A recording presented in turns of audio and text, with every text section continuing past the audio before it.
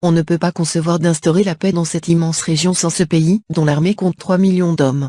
3 parlementaires français se sont penchés sur l'intervention française qui a lieu depuis 5 ans au Sahel et notamment au Mali. Ces experts ont décortiqué cette action, pris acte de ses résultats et analysé ses conséquences. Le verdict de ces 3 experts a été sans appel: rien ne se réglera au Sahel sans l'Algérie.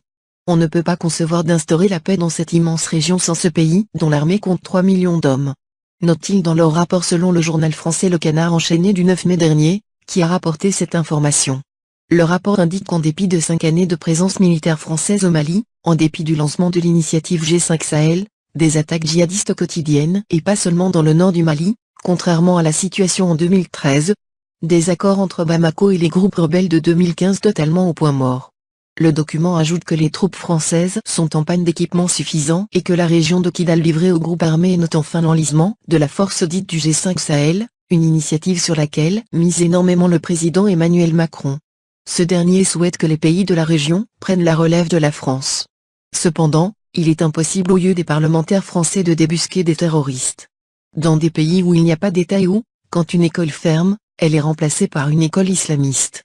Traditionnellement, l'Algérie a toujours considéré le Sahel comme une zone stratégique et veillé aux équilibres politiques de la région grâce à une présence vigilante de ses services spéciaux dans toute la région, a conclu le même rapport. Comment apprécier les conclusions de ce rapport? La France veut-elle, à travers les résultats de cette enquête, actionner ses lobbies pour faire pression sur l'Algérie et l'entraîner dans le bourbier dont elle doit s'extirper après 5 années d'enlisement? Ou alors c'est une perche tendue aux autorités algériennes pour une autre forme de collaboration dans ce dossier et dans cette région? L'Algérie, comme le reconnaissent les experts internationaux, se prévaut d'une expérience certaine dans la lutte contre le terrorisme. Donc il faut composer avec cette puissance régionale en gardant en tête que les autorités algériennes sont franchement réfractaires à toute idée d'intervention de ces forces militaires en dehors de ses frontières. L'Algérie en fait un sacro-saint principe.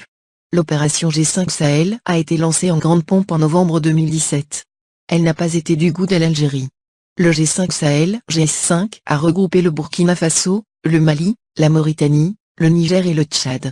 Le but avoué de ces opérations conjointes parrainées par la France et les États-Unis est de lutter contre le terrorisme. La convention portant création de cette organisation a été signée à Nouakchott le 19 décembre 2014. Elle a été lancée officiellement, en juillet 2017, à Bamako, au Mali, en présence du président français Emmanuel Macron.